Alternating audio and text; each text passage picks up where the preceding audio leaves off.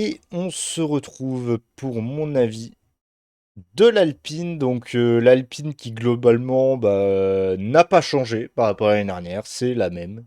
Il y a juste le bleu ici, j'ai l'impression qu'il est plus clair, mais je sais pas si la luminosité de l'image ou si c'est vraiment la voiture qui est faite comme ça. L'Alpine qui globalement est la même. Parce que bon, si on regarde Alpine 2025 F1, globalement, on a littéralement la même chose.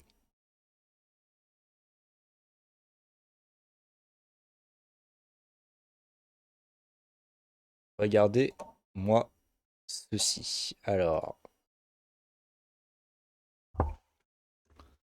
bonjour. Donc là, 25. Là, 26.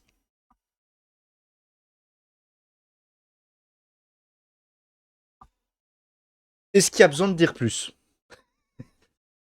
Il y a zéro effort. Bah ouais, c'est la même. Mais ouais, là pour le coup, j'ai l'impression que c'est plus clair à l'avant par contre. Attendez, je remets comme ça. J'ai juste l'impression que l'avant est plus clair. Mais encore une fois, comme j'ai dit, c'est peut-être l'éclairage. Après, en soi, elle est... En fait, c'est entre deux, tu vois. L'Alpine, selon moi, c'est un genre un 5, tu vois. Genre un 5 sur 10. Elle est pas horriblement moche, mais elle est pas belle non plus. C'est un mix entre les deux. C'est le BWT en rose comme ça ici, ça me plaît pas tant que ça.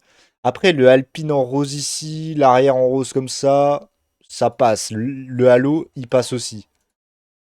Là, du coup, on a l'aileron avant, ça passe, honnêtement. C'est pas déconnant. Par contre, s'il y a vraiment deux bleus différents, je comprends pas. Je comprends pas pourquoi on a fait ça. Pourquoi ce serait plus clair devant et plus foncé à l'arrière, ça n'a aucun sens.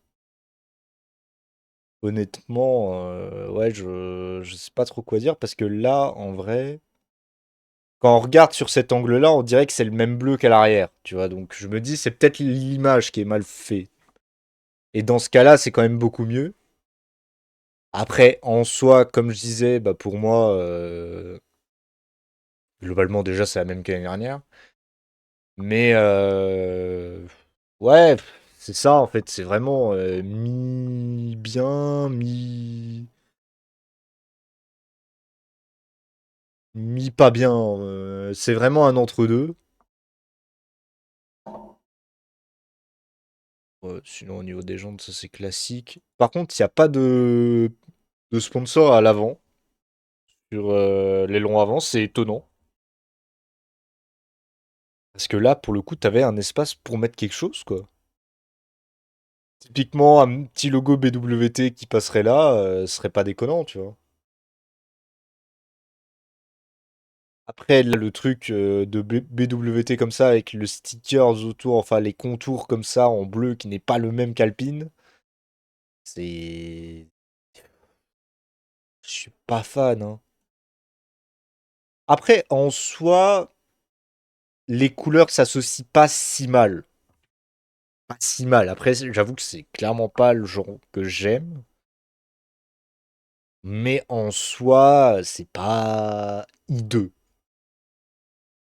J'ai vu que vous trouviez qu'il y avait un peu de... que la voiture était hideuse. Je dirais pas à ce point-là non plus. Honnêtement, c'est pas une Audi, quoi. Elle est au-dessus de l'Audi. Je suis obligé de la mettre au-dessus. D'ailleurs, Audi, je pense que je vais la rediminuer à 3 sur 10 parce que je l'aime vraiment pas. Et Alpine, je la mets à 5 en milieu de plateau, quoi. C'est vraiment... enfin, en milieu de classement. Honnêtement, j'ai pas spécialement d'affinité. Par contre, le logo derrière, il passe plutôt bien. C'est juste dommage qu'ils nous ont pas mis plus de photos, par contre.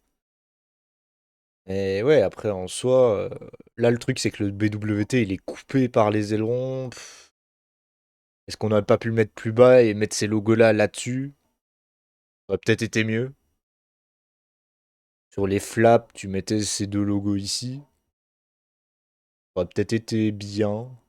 Après, bah, le Alpine devant, ça bouge pas.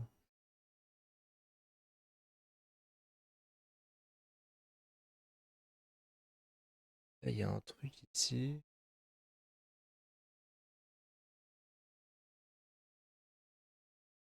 Ah, après, il y a le numéro ici qu'on n'avait pas encore vu. En soi, le design bouge pas, mais ça, j'aime bien, par contre. Le design des numéros. Et ouais, après, c'est à peu près tout ce qu'on a à dire hein, sur l'Alpine, honnêtement. Et ouais, après, voilà, c'est mid, quoi. C'est mi-bien, mi-pas bien. C'est un 5 sur 10, quoi. C'est pile dans la moyenne, mais t'as eu chaud, quoi. Et bien sûr, ce qui me plaît pas, bah, c'est surtout le fait que bah, on se retrouve avec littéralement la même voiture que l'année dernière, quoi. J'aimerais bien qu'il y ait un tout petit peu d'effort fait dessus. Après, voilà, encore une fois, n'hésitez pas à donner votre avis en commentaire, du coup, de la vidéo. À vous abonner, évidemment. En tout cas, pour l'Alpine, j'ai plus grand-chose à dire, sincèrement. Donc, voilà. De toute façon, on en reparlera plus globalement dans le débrief de chaque livret qui seront sortis à la fin ou pendant le mois de février. Mais ouais, pas la meilleure voiture selon moi. Mais c'est pas la pire non plus. Voilà, donc j'espère que cette vidéo vous aura plu et on se retrouve très vite pour la présentation de la Ferrari.